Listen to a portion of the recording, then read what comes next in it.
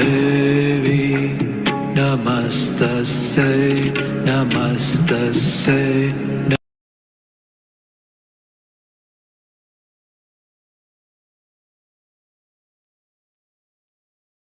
प्रणाम प्रणाम सभी को मेरी आवाज oh sorry it's English today am I audible can you all hear me perfect great thank you Dr. Ashok I saw your thumbs up thank you so good to see you all and I hope you're all in a very blissful state and in a state of remembrance. And these are the days of Devi that are going on, and that's why you would have heard the mantra also at the beginning. Navratri is going on right now. At the ashram too, we can feel a strong presence of the Devi energy. In the morning, every day, we start with our day with Devi sadhana, which is guided by Ma Tarini. And I know some of you are a part of it, so you all know the experience that collectively we go through. It's a very powerful journey, that this 9-day journey that Taranima is taking us through. So these are the days to soak into the Devi energy. Yeah. And I think somebody's mic is on. Sorry, it's mine. Okay. Yes. So, and today we are here to take this collective energy forward and be in the presence of Gurudev, where questions become the medium of inner growth. So, now we are about to start the satsang. I'm not going to take much time in talking. I just hope you are all seated comfortably. Use earphones or headphones if you have them available. That will take away all the distractions automatically and be fully here available for this 1 hour, which rarely comes in our life too. And thankfully, Gurudev is not traveling for now. His travels are soon about to start in 10 days from now. So these are the days when we get the opportunity and we know for sure that the satsang will happen, because on travel sometimes the scenario becomes such that no matter how hard we try, the satsangs become difficult to do. So let's take full use of this, and let's start today's satsang with an invocation, a prayer to the divine with Taranima. Taranima, over to you. We'll add you to the spotlight. Yes, pranam to everyone. Welcome again, as we just finished our morning sadhana with so many of you are here too. Okay, so yes, we really stand at the midpoint of this Navratri. Today is the 5th day of Navratri, and of course, as Meera said, Devi Shakti is all around. So let's invoke Devi only. Please gently sit, comfortably sit, and put all your attention to your heart, the Anahata, where the Shakti resides, where the love resides, where the purity resides. So close your eyes and just from your inner eyes settle down, and at your heart center take few deep breaths, and with this we will invoke Devi and feel the vibration there at our Anahata, and prepare ourselves to ready for the satsang with the Devi's blessing. So with this I will chant a few mantras to invoke her.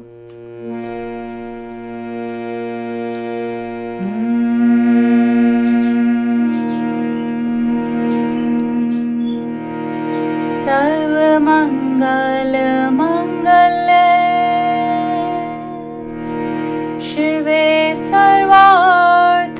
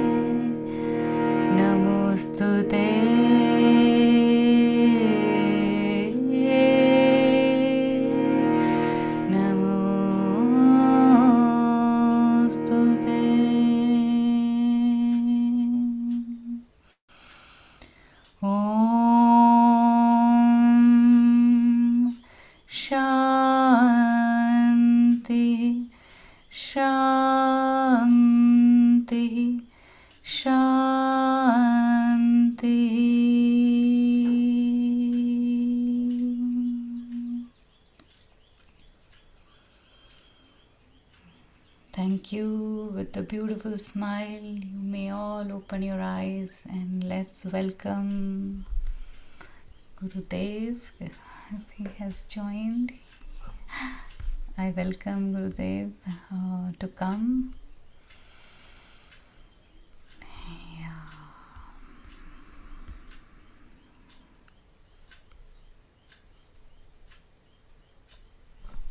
Namaste and welcome to all dear sadhak friends for this morning satsang. Thank you, Matarini, for this beautiful, wonderful invocation of Ma Adi Shakti.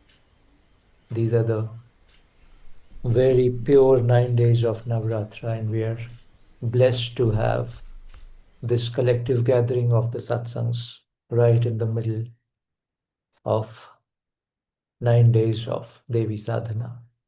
Very happy to be with all of you. And with that, yes, Mamira, we can start the satsang. Is my audio clear, Mamira? Yes, Gurudev. Okay. Audio is good. Yes. Okay. So, Gurudev, we'll start with our first question. This is anonymous. And the question is Namaskar, Gurudev. I want to ask about your message for us working with more cohesion and togetherness as a Sangha. I too want this, but I also see how I struggle with it. I'm used to things working in a certain way in my career. How do I reconcile that style of working with my volunteering role at Saadho? Hmm. Mhm.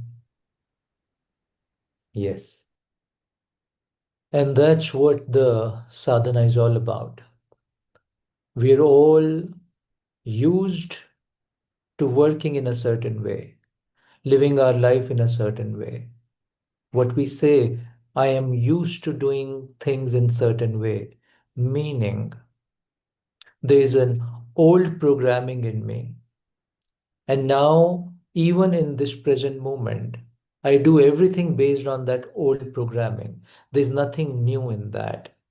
I live my life with these old patterns. That's what we are saying. Number one. Number two, please look at it carefully. In our career, in our jobs, in our business, the whole intention of us doing whatever we are doing, be it a job, business, or whatever, our intention to do that and our relationship with what we do and people all around. Our relationship is very transactional. I do this and I get this in return. Mark this word.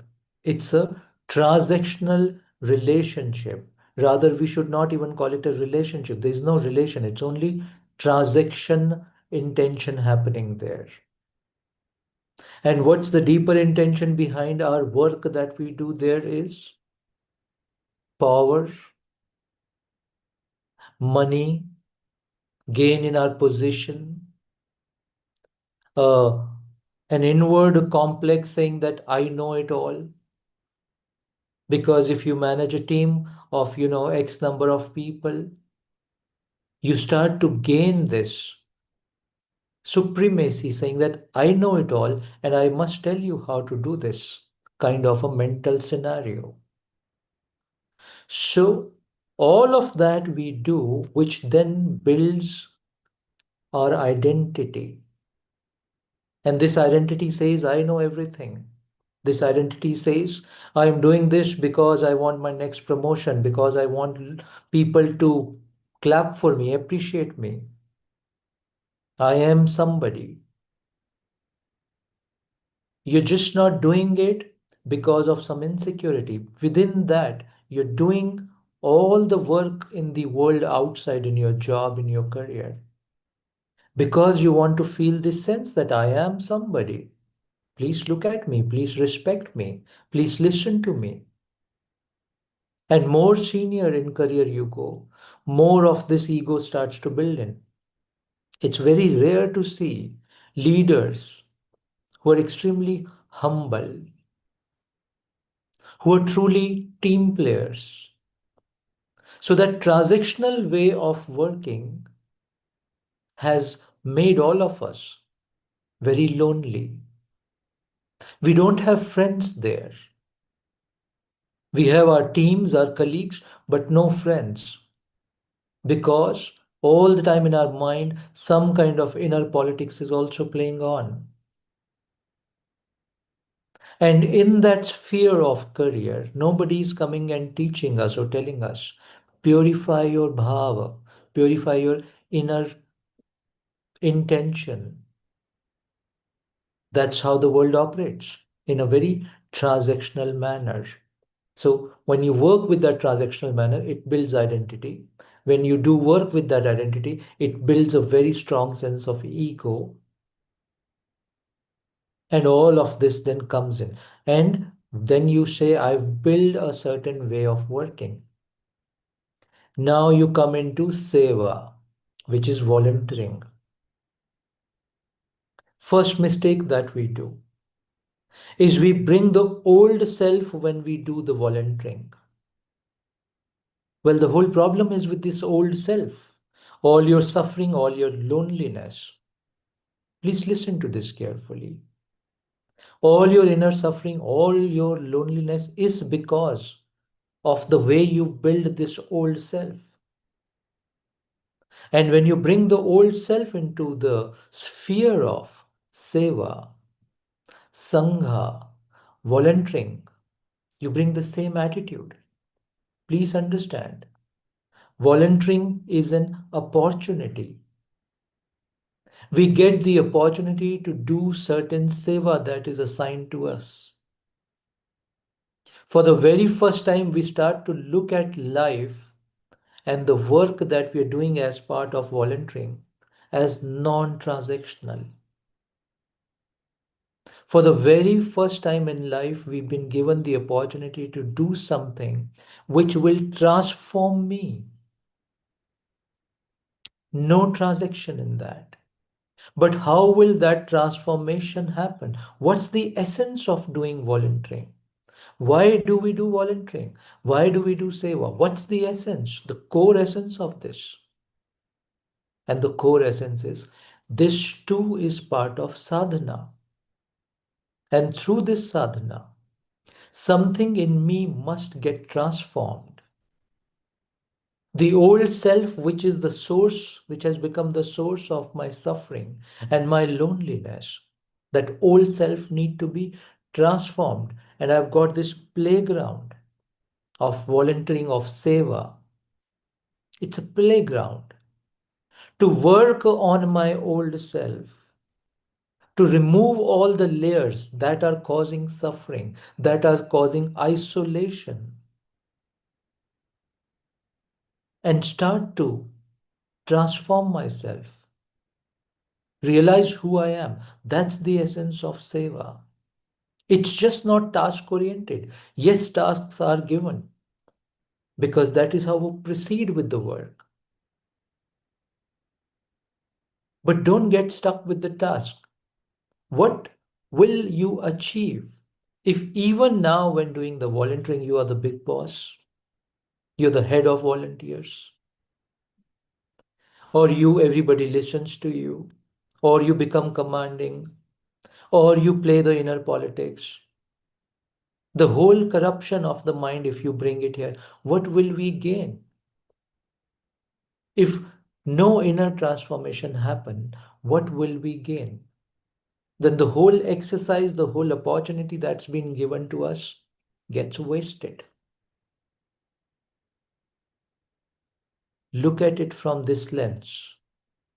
We're all been given the opportunity of seva, whosoever has got that, as a sadhana, with the intention that this sadhana must remove my old self and create a new self in me. It must be a transformational process.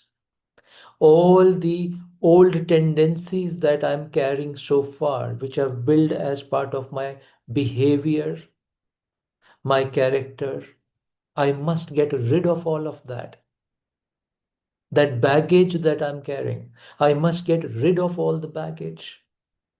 Hence, my drishti, my eyes, my focus, my intention must only be on inner transformation. And inner transformation will not work unless you lose hold of these old patterns. Unless you're willing to remove these old layers. That's number one. Number two, through the seva, one, the inner transformation is happening. Two, the creation of Sangha is happening. Because please look at it. The way we've lived our lives so far, we've all have become utterly lonely. This loneliness is anti-nature. It saps your energy. Human beings are not meant to live a lonely existence. But this old way of working, dealing, relating with the world in a very transactional space has made us very, very lonely. With loneliness, it's very difficult to enter into deeper sadhana because something in the hridaya, which is heart, is blocked. Why is there loneliness? Because something in the heart is blocked.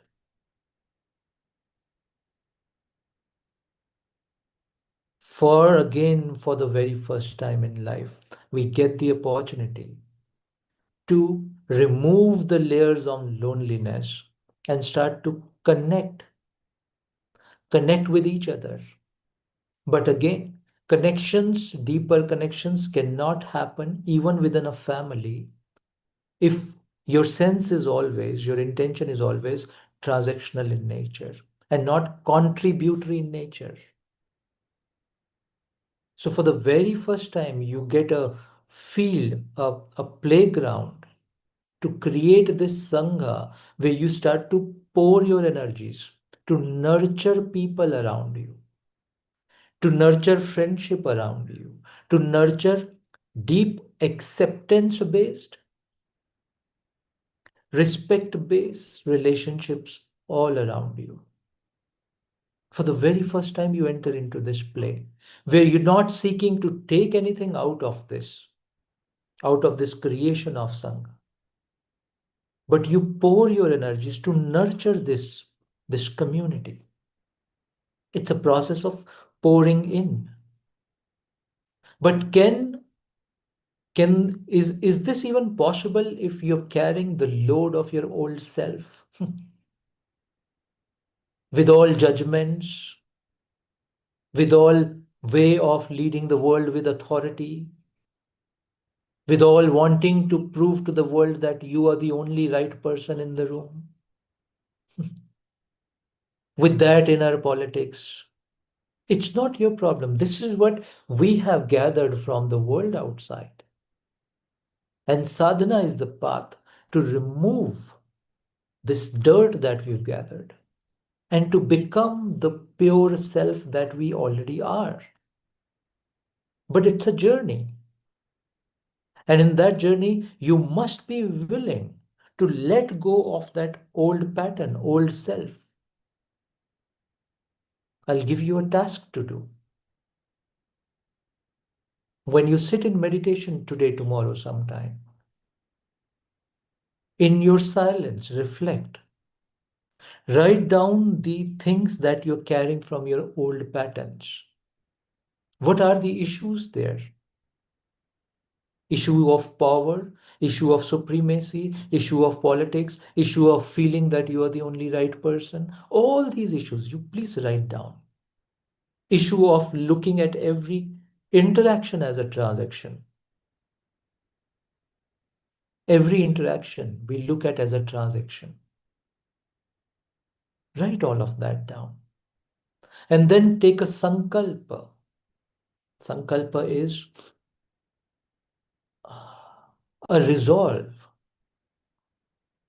Once you identify these 5 issues, take a resolve that through this opportunity of volunteering, process of the Sangha creation, I must work with these 5 tendencies of the past. these tendencies that are creating deeper suffering and loneliness.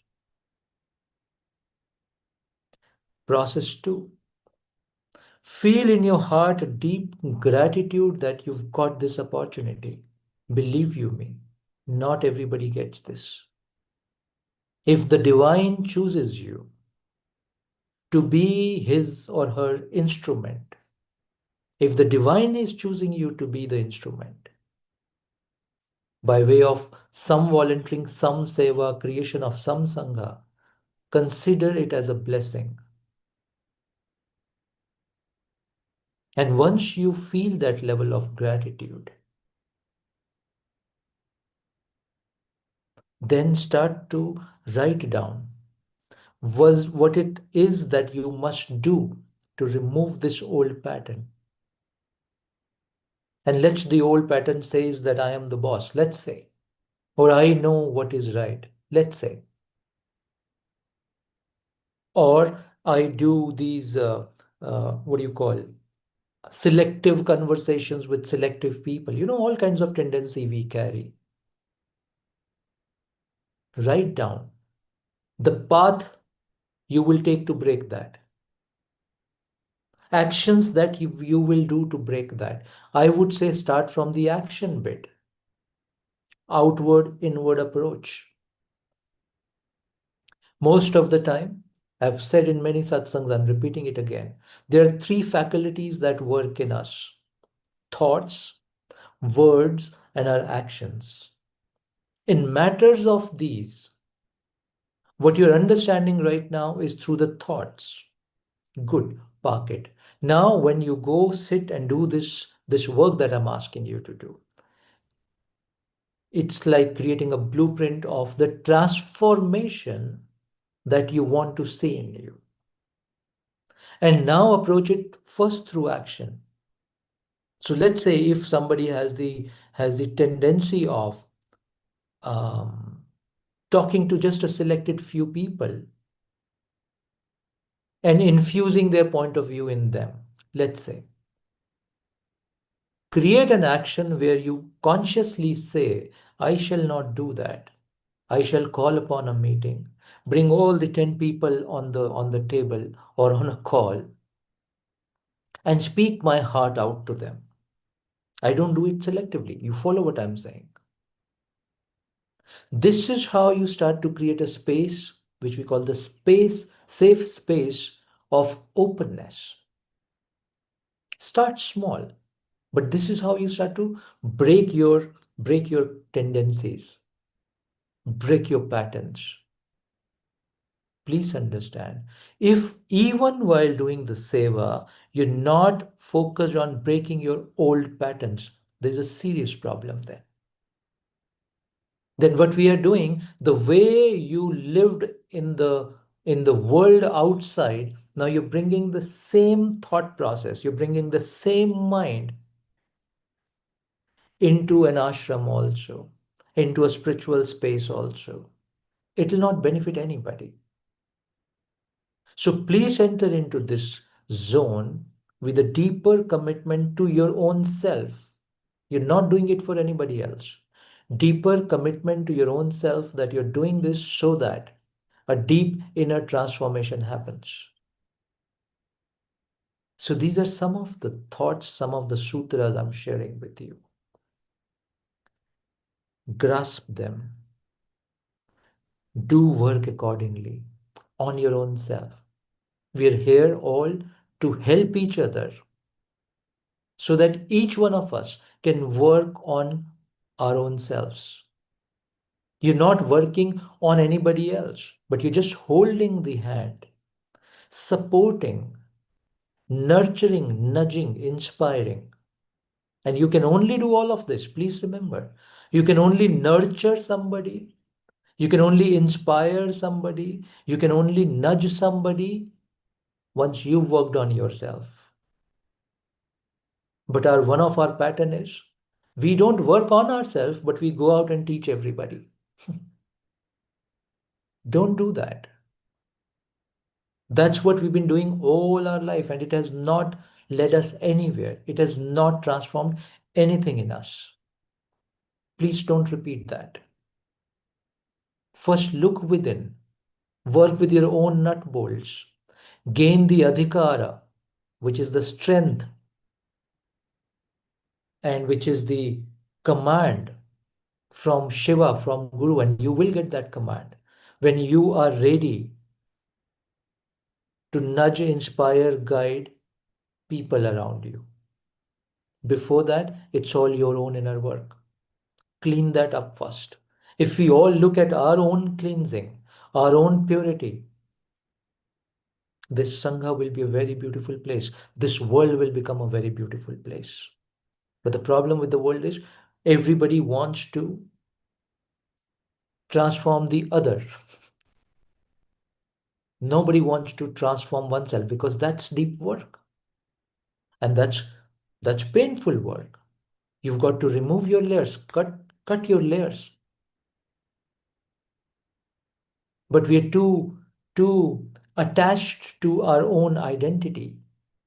Even if that identity is causing deep suffering in us, even if that identity has made us isolated from rest of the world, we still holding on to that identity, those lower tendencies, because of our deeper tendency of getting attached.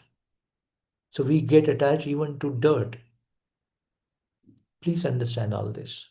Yes, it's good, deep, beautiful inner work.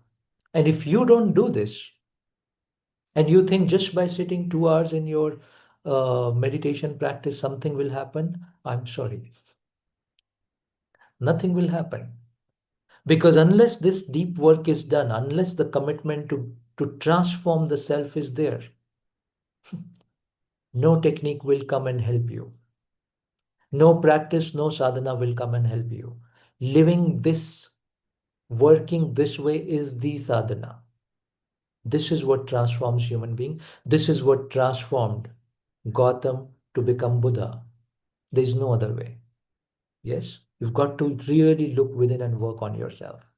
Hope it helps to build a beautiful community, beautiful you, the more pure you, the absolute pure you that you already are. Thank you.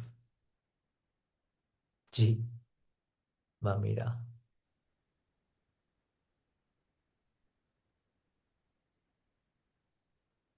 Gurudev, the next question is from Anuja Nayak ji from New Jersey.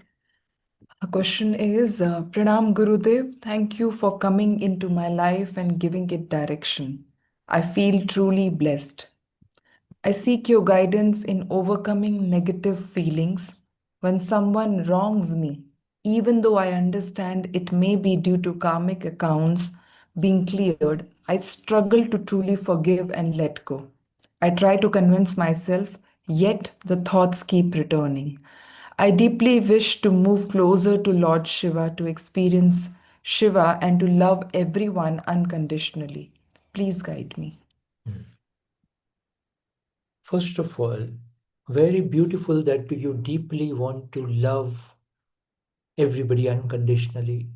You want to move closer to Shiva. That's a beautiful intention. That's the core intention that you've set for yourself.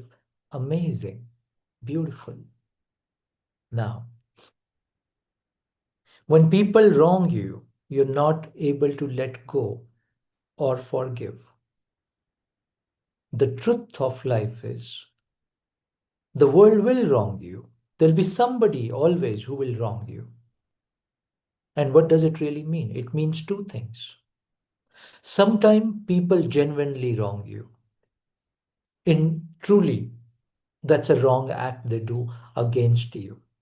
But 90% of the time, what you call people wrong me is that they don't live up to your expectation. You want the people around you or the world to behave in a certain way with you. And when you don't get that, there's a sense that somebody's wronged me. 90% of the time, this is how it happens because we expect something from the world out there. World which we call Maya, please understand. Maya is what is constantly changing. Nothing is stable in this Maya. Nothing is static in this Maya. Everything is changing all the time. People who loved you yesterday, today, they may not love you. And then you think they have wronged you. Well, it's just the changing way of Maya. Prakriti works that way. Because you expected something from somebody, a certain behavior, a certain way of speech, a certain action, you didn't get that, you feel it's wrong. Understand, this is deep. Understand this. Imagine if you're living in a space, inward space, where there's no thought of non acceptance, where there's no thought of any expectation from the world, anybody, just no expectation. Now, somebody is doing anything stupid, you're fine with that because that definition of stupid also comes from your expectation. Please look at it deeply. Then you'll not be able to use the term saying that somebody's wronged me because you've removed all expectations from people around you.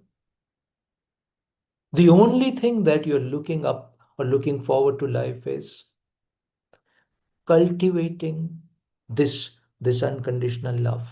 That's the only thing, let's say, you're focused in life. Correct?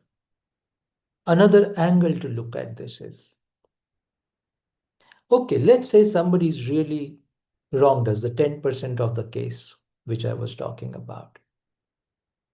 Now, there are two pathways that you have to deal with that situation. Please look at it carefully.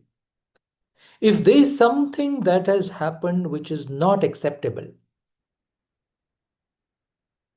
there are two pathways that open up for you. One pathway is an unconscious pathway of reaction. You react with anger, frustration, certain kind of action and behavior or speech towards that. Unconscious reaction, which is based on your wiring, unconscious wiring, which we call patterns and identity that you've built. The second pathway is absolute conscious response, where you're very aware. As we say, you look at a situation, the great Mahavira, from where the entire Jain tradition came. It is said that the great Mahavira had the capacity to look at a particular situation from 9 different angles, 9 different perspectives. I'm saying don't go there. At least look at a situation from two perspectives, your perspective and the other's perspective. But you can only do that if you are extremely aware, non-reactive, and you look at any situation of this sort. And once you are very aware and look at and observe the situation from 2, 3 multiple angles, only then you're ready to respond. Then whatever response is needed, you do that. But the trouble in most of the relationships, in the world around, is reaction, which is unconscious in nature.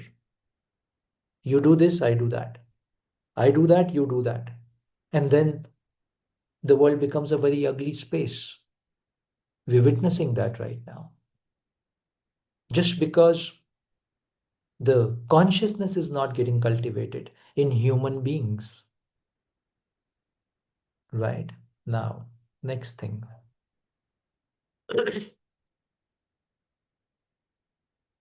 I think it happened in the life of Buddha once.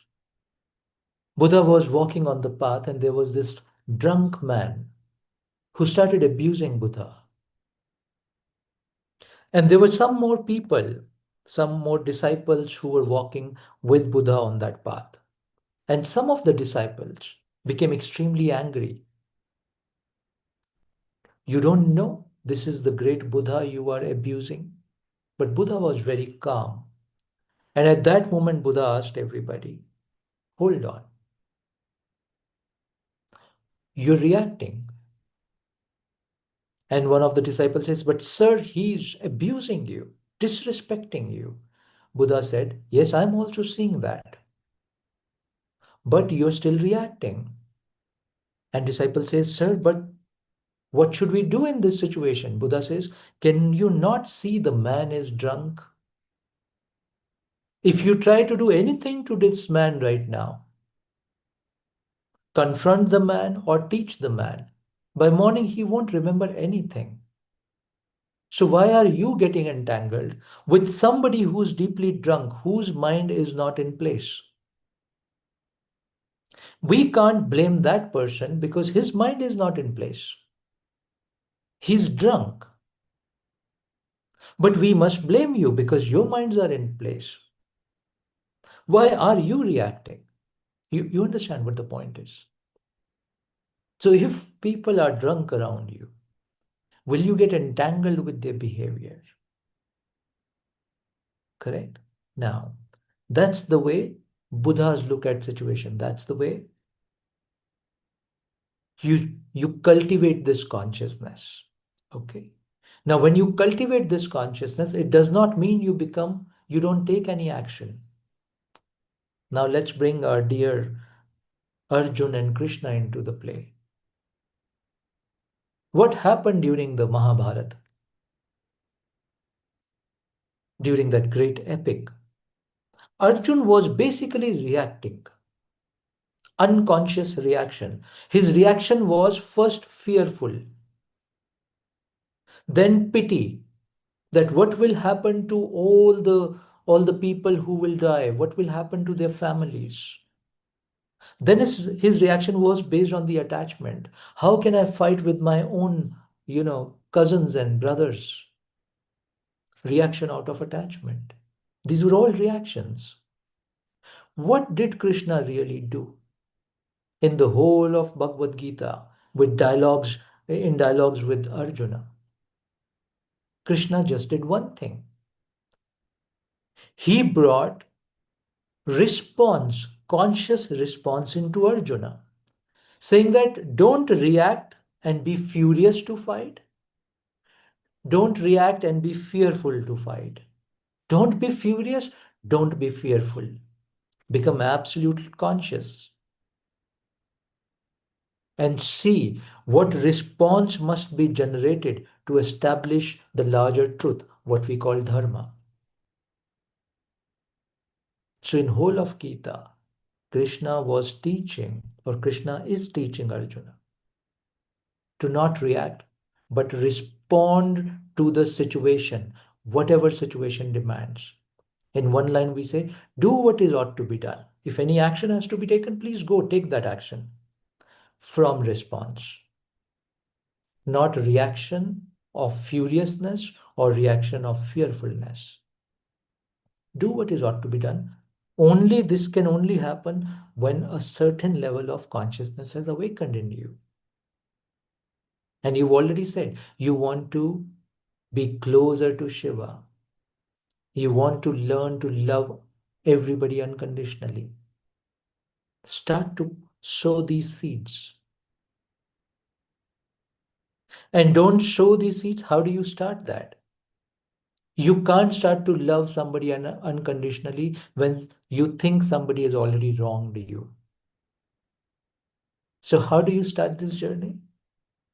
You sow unconditional seeds with people who've not wronged you, who are still your family, your friends, your known people, with whom the relationship is smooth.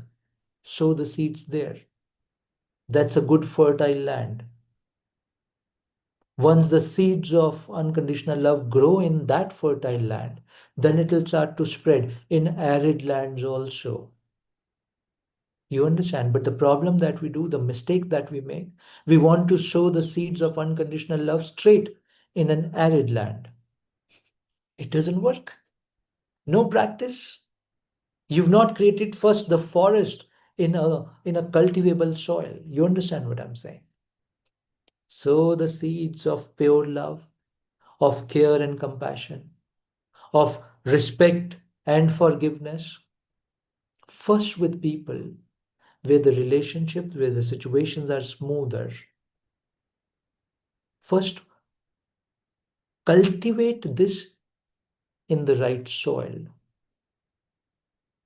And then you start to cultivate it in the arid lands also, where you know people have wronged you. Then cultivate it there also. Okay? That is how this will work if you really want to make it work. Start from the right space. If you straight away start from the wrong space, will not will not make progress then. And remember now the last thing. Let's bring our dear Buddha back now. Buddha used to say this about anger, that when you're angry on somebody, before it burns the other, it burns you, the one who's generating the anger. We all witness that. And Buddha used to give a very beautiful analogy. It's like anger is like burning coal. You pick up the coal to throw at somebody, but before the coal hits and burn that person, it has already burned your hand. This is what happens when you want to react, when you react to people, when you react to situations, when unconscious has taken over you. Think about this. So the game is not how do you deal with people who've wronged you. The game is which space, which path you take. Unconscious path of reaction, or you cultivate the path of conscious response. That's the game. And that's what Krishna was trying to teach Arjun, which Arjun finally learned. And I hope you too will learn this. Listen to this a few more times. Go into the depth of what I'm sharing with you. And then start to work with this. Yes. If Buddha can do this, if Nanak can do this, if Jesus can do this, if all the great masters of the world do this, if all the great sadhaks of the world can do this, then why not you? It's achievable, it's extremely attainable. If you just follow the right path, start from the right space, then it works. Hope it helps. Thank you. Ji, Mamira.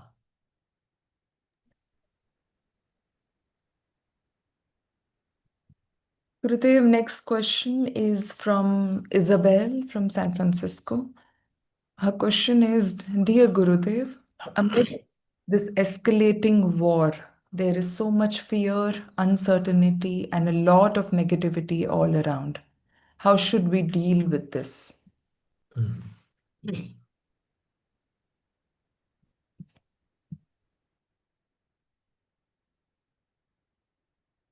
Isabel, to deal with anything, you need to really understand the roots of that. So there is a difficult situation in the world right now. Countries are at war. But what gives birth to the war, we must understand first. It's not, we use the term geopolitical and all of that. But what's the starting point, the root of any war, not just this war, root of any war? And if you look at it, there are just a few things. There's mistrust. That's one root of the war. There's supremacy and jealousy. That's the root of the war. There's fear, and that's the root of the war. And there's this obsession with power. That's the root of the war. And there's insecurity. And that's the root of the war. If you really look at it, these are the points of any war in the world. Some wars have happened because somebody wanted to gain more power. Some wars happened because somebody was insecure that the other might attack. Some wars happened because of this obsessive greed. I want to capture all the jewels that you have. Greed. Yeah. Some wars happen because two parties don't trust each other. There's a mistrust. And that leads to war. Why I'm talking about these seeds of the war. Please look at it. These are the seeds of the war. These 5, 6 things that we talked about. Point number one.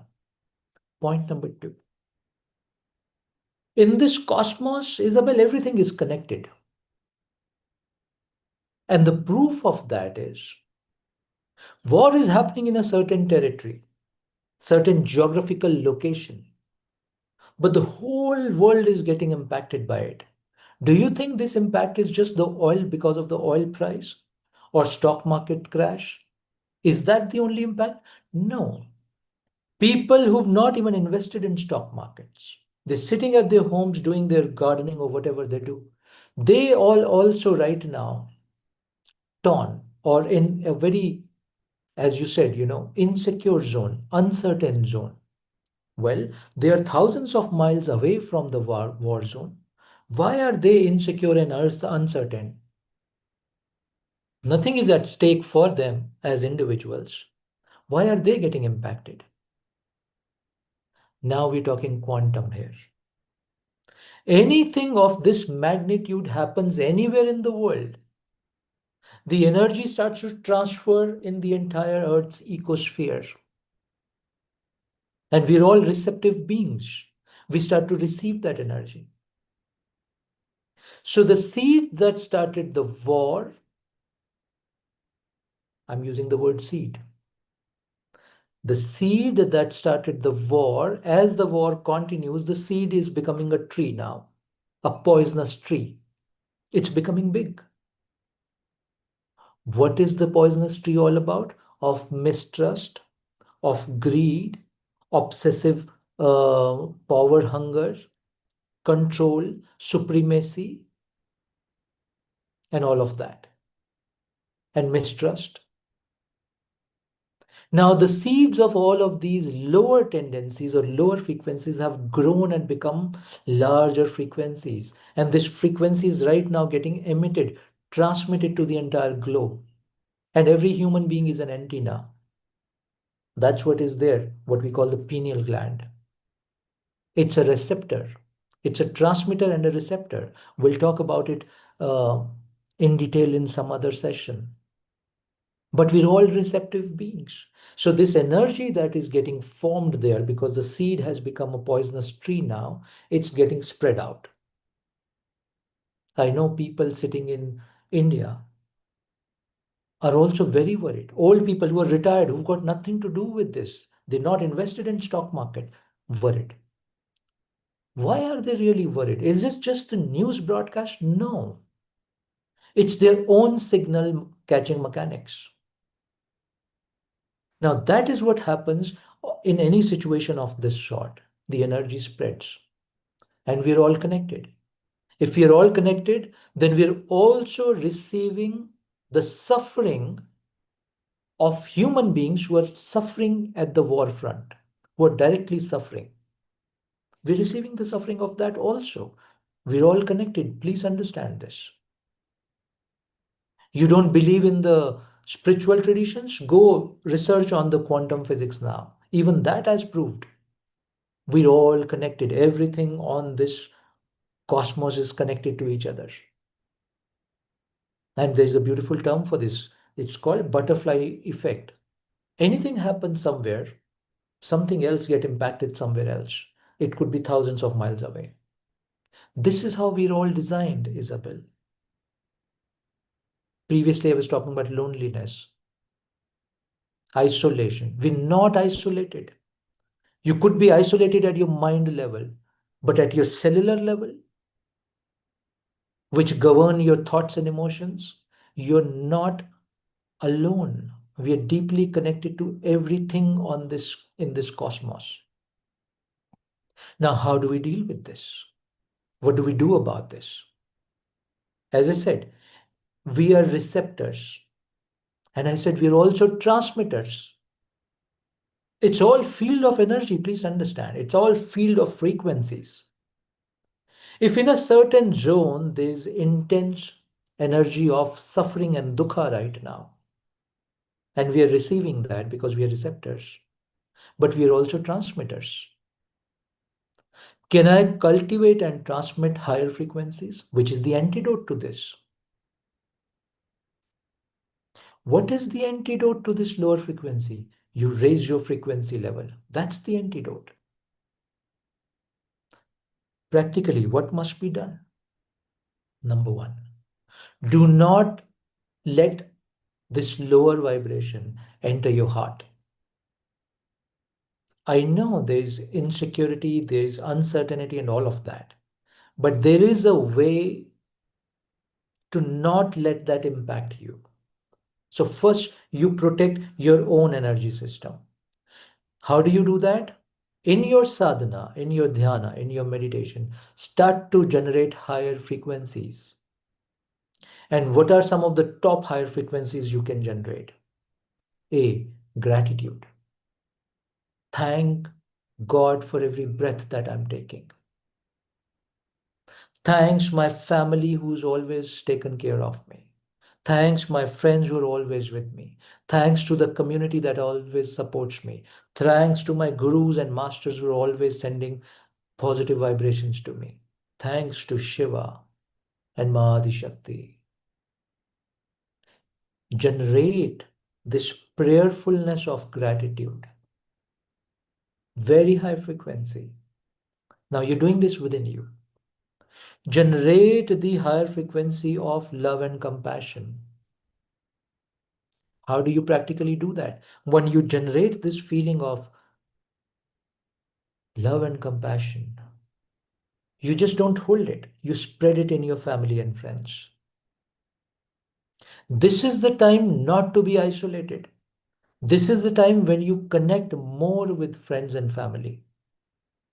If you made calls to them once in a week, you've got to increase the frequency because every connection that you're making, you're creating a vibration of higher frequency. Please look at it carefully. And in that, you're not talking about insecurity and uncertainty. In that, you're talking about love and compassion. In that, you're transmitting love and compassion. In that, you're transmitting gratitude. So, through you, then you are enabling your close family friends to also build this shield of higher frequency.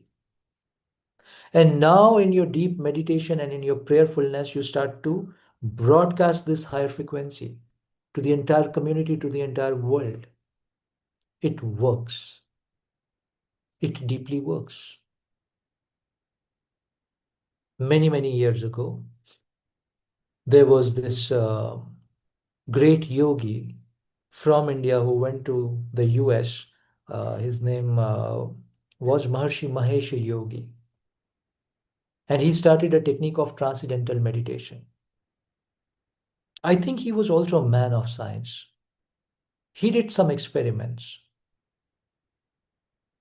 He invited actually some 8-10,000 meditators together for 6-7 days to sit together 3 hours every day and meditate. And in meditation, send out the vibration of love, compassion, and gratitude to the world out there. So this group of 8-10,000 people did that meditation for I think 6-7 days, fixed time every day. I think this was in the US. And what they noticed, the impact of that, in a certain radius where they were sitting in a certain zone of radius, crime rate and violence rate came down for those 7-8 days. What's going on here? Somebody is meditating somewhere and crime rate in the city is going down. What's the connection? Quantum physics is the connection. Collective field is the answer. You're all broadcasting energy and frequency is the answer. We're all receptors of collective energy is the answers. So some of the criminals basically started receiving unknowingly that energy of peace, not harming, non-violence. And it impacted the system. This must have happened. It's all a field. So my recommendation to you is, we cannot control the war directly. We cannot end the war directly. But any event that happens in the world, there's a very strong vibrational frequency, energetic zone behind it. We can work on this energetic zone. In this quantum field, we can work. And it happens with you. First, you purify your system. Cultivate higher frequency every day when you sit in your dhyana. Make it a point to sit in your dhyana and cultivate this frequency. Higher, level up your frequencies now. And if a few thousand people start to do that simultaneously, well, you'll see the impact of that. But do it for yourself to begin with. Do it for your friends and family. Bring them into this loop. Maybe organize collective meditation sessions, maybe online. Some of you, maybe your circle, your community, come together at a certain point, all of you together, start to meditate and generate this field. Possible. Will it impact the war? Even if the energy doesn't go to that extent, it will definitely have a solid impact on you, your friends and family, and your community. Lastly, also understand everything is very karmic. Life is just not governed by one law alone. Life is governed by synchronicity of many laws together. So there is a karmic law also at play. There is a law of the yugas, and we are at the peak of Kala Yuga. There's a law of yuga also at play. There's a law of balancing of Asuric and Devik Shakti is also at play. And in all of this massive cosmic play, you and I have a role, a path to choose. Choose the path of love, compassion, and gratitude. Choose the path of higher frequency. Choose the path of peace. That's what the world needs. Choose the path of collective healing. That's what the world needs. And all of these things, love, compassion, peace, gratitude, healing, is spiritual sadhana. So the world basically needs right now is more sadhana, more collective sadhana. That's the solution. Hope it helps. Thank you. With that, I just looked at the watch. We've come to the close end of this satsang. Before we go, let's please just close our eyes, all of us, just for a minute. Close your eyes.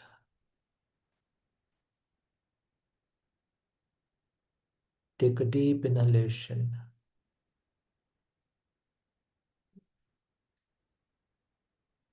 And exhale out.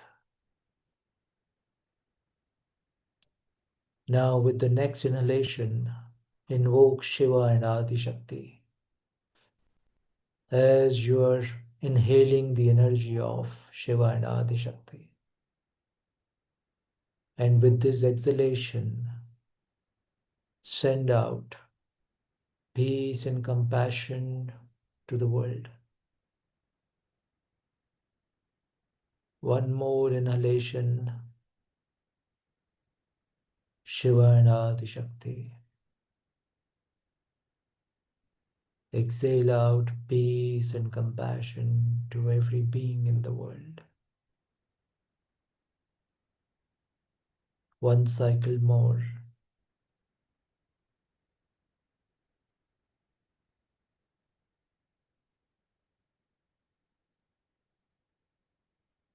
One cycle more.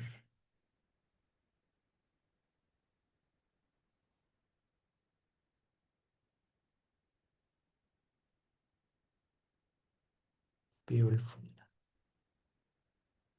We'll chant together Shanti Mantra.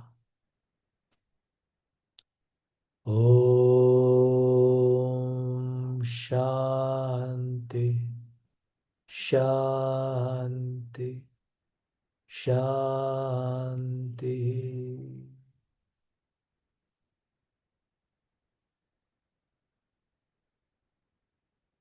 With deep gratitude to all our gurus and masters, to Shiva and Adi Shakti, to this entire Sangha, we may slowly open our eyes now. Thank you. It is always very special to be with all of you in these satsangs. And as you know, every satsang ritual is this time of darshana, Lopamudra, Dr. Neeta, Iti Shri Das, Arati Mehta, Ma Karuna Shakti, Dr. Ashok Agarwala, Reena Gupta, Sushma, Ma Bhumija, Bhanumati, Zair, Bridget, Manina, Swami Samarth and Matanu, beautiful Rumi family, Parul, Shiva Sarin, Mayur,